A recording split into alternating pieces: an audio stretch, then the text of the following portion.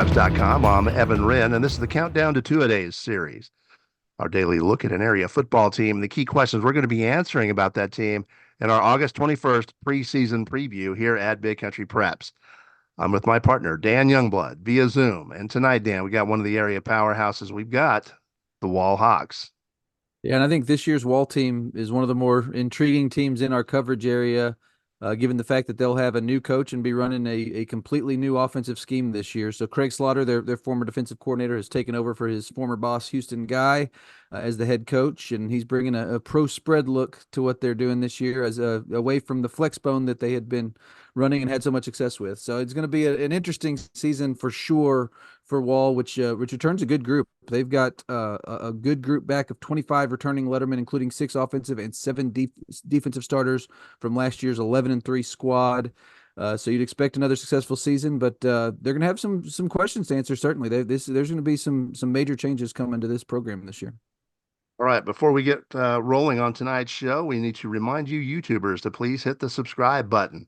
After that, please hit the bell so you get notifications every time that we come up with a new video here at Big Country Preps.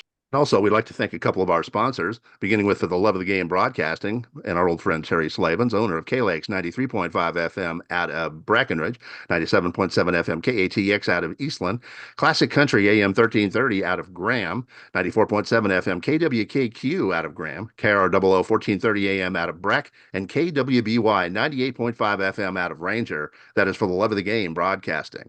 Also, Rob Durham, sales consultant at Bear Chevrolet Buick Cadillac up in Breckenridge. If you're in the market for a vehicle, give Rob a shot at 254-559-2266. He's one of the nicest guys you'll ever want to meet. That is Rob Durham up at Bear Chevrolet Buick Cadillac in Breckenridge.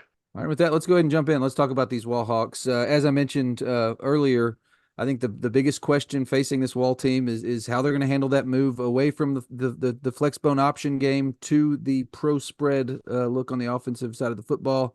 Not an insignificant change. So there's going to be I would imagine a fairly significant adjustment period, but they do have a good group of talent back, including Gunnar Dillard, who showed some significant improvement as a passer last year as a junior. He's back as a senior, and he's got some quality skill guys around him as well. So I'm going to be interested to see how they kind of unlock some of those guys. Hagan Barbie had a good year at the running back position.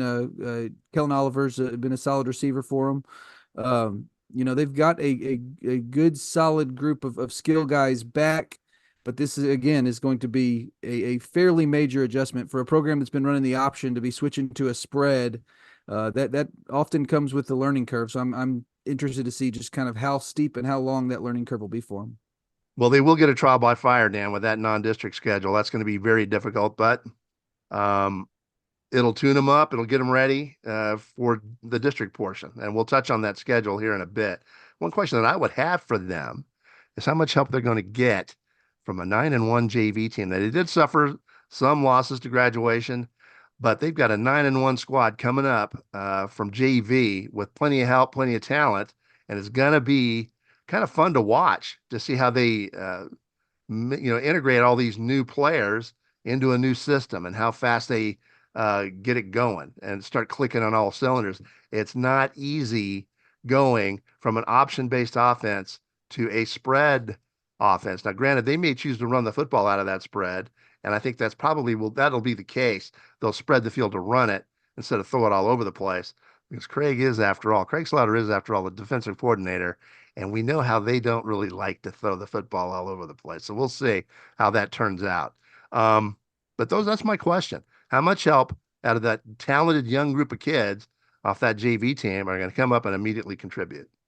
Yeah, and you kind of led me into the third and final question that we're going to discuss here tonight, and that is on the defensive side of the ball. You mentioned Coach Slaughter and the experience he has in building defenses, and not just defenses, very, very good ones. He has had a ton of success as a defensive coach there, and I would expect that to continue. Here's my question: is can their defense perform at the level it has in recent years?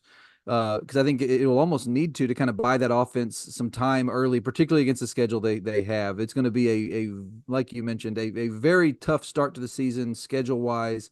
My question is, can the defense kind of carry them early and let the offense kind of go through some of those growing pains so that it's playing at its highest level at come district play? But this is a strong defense, really across the board. You've got Brylan White at the defensive end position, kind of anchors that line. Ethan Michaelwitz, a really good linebacker. They've got some good talent back among those 7 returning starters. I think I'm just interested to see kind of how good can that unit be. This has been a very strong defensive program for a long time. I'm eager to see kind of what impact that new offense, maybe a more open offense, will have on the success that the defense has. All right. Now, with that, let's take a look at the wall schedule for 2024. The non-district portion of this is brutal. I mean, it's brutal. Now, granted, I know how good they were last year, so a lot of teams probably didn't want to play wall, but here we go. At Mason on August the 30th at the Puncher Dome. That's about as difficult as it gets. They've got Brownwood coming in September the 6th. That's going to be at home. They're going to have Jim Ned a week later on the 13th. They're going to have Monahans another week later on the 20th at home, and then they'll hit the road. They'll go to Sweetwater on the 27th of September, and then they'll face Idalou at home on October the 4th. And having the three straight games at home will be nice for a team that's learning a new system. And 4 of 6 at home in the non-district, so that'll be a bonus this year. Next year they'll pay for it, but it'll be a bonus this year. And then you go into district. They open on October 11th at Merkel, followed by a home game against Coahoma on the 18th of October. Then they go to San Angelo Grape Creek on October 25th before wrapping up their schedule on October 8th, following an open date at home against Stanton. So the one thing about this schedule is, as tough as it is in the non-district, they look like pretty substantial favorites come district time. They will not be tested a whole lot probably in district play. So I think that early season schedule will be good for them. We'll prepare them for a deep playoff run again. But yeah, the district portion of the schedule, it lightens up considerably. Well, we both see Wall as the district favorite, and there is one team that is perhaps really dangerous for them. And I would go with, if we're going to talk about the game of the year for them, the most important game of the year for Wall, I'm going to go with Coahoma on October the 18th. That'll be possibly interesting, depending on how well Coahoma plays that night. If they bring their absolute A game, it could get dangerous for Wall. Coahoma should be a solid ball club this year, a playoff team. So we'll see. But if I were going to pick one game on their schedule that is the most important in terms of playoff seeding and all that, I would go with that Coahoma game. Yeah, and we're in agreement there. I think that will be for the district championship. Coahoma, very talented offensively. This team is going to be very explosive, led by Boyd Cox at that quarterback position. So I think that will be a fun matchup. It's going to be strength on strength, because this is a very explosive Coahoma offense against a very stingy Wall defense. Does Coahoma have enough to beat Wall? I think that's going to be a challenge, but I think that will be a big game, and one definitely to circle on the calendar. All right, with that, it's about time to wrap up this edition of the Countdown to Two-A-Days series, the Wall Hawks. But before we do that, we want to remind you that on August 21st, that's the big day here at Big Country Preps. That's the day that we release our annual preseason football preview. And it's got everything you'll want. It'll have previews for all the teams that we cover. Last year, it was, well, every year that we've been in business, it's been a base 40 plus 6-man. And we'll tell you about this in a minute, but we're going to be expanding this year. Dan will tell you. But in the meantime, that preseason preview will have previews for all of our teams, all of our 11-man teams. We'll have features, player features. We'll have opinion pieces.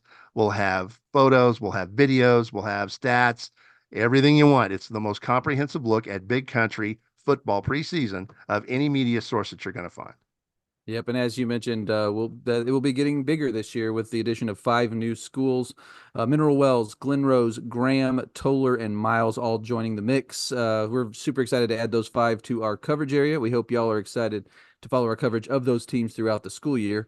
In the meantime, we appreciate you joining us for this episode of our Countdown to Two-A-Days series, and hope you come back tomorrow when we discuss the Brady Bulldogs here at BigCountryPreps.com.